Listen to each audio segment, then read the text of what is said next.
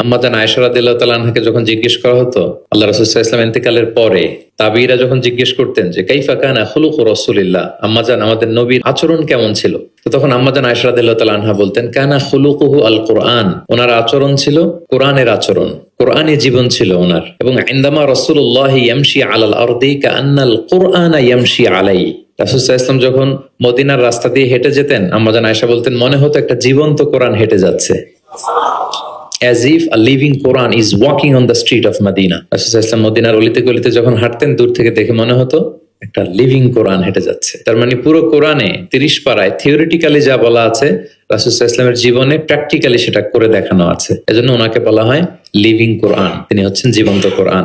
এবং এই কোরআনকে রিসিভ করতে যে তিনি অনেক কষ্ট সহ্য করেছেন, আমরা জানি। তিনি কোরআনের ভার বহন করেছেন। কোরআন কিন্তু খুব হেভি একটা বাণী, যেন তেন কোনো কথা নয়, এটা আল্লাহর কালাম। এজন্য আল্লাহ তাআলা বলছেন ইন্না সানুলকি আলাইকা কওলান সাকিলা, নবী হে আমি খুব ভারী হেভি ওয়েট বাণী আপনার কাছে নাজিল করতেছি। এটা সাধারণ বাণী না। ওটের উপর বসে থাকা অবস্থায় যখন রাসূল সাল্লাল্লাহু আলাইহি ওয়াসাল্লামের উপর কোরআন নাজিল হতো, ওট মুহূর্তের মধ্যে দাঁড়ানো থেকে বসে যেত, ভার সহ্য করতে না পেরে।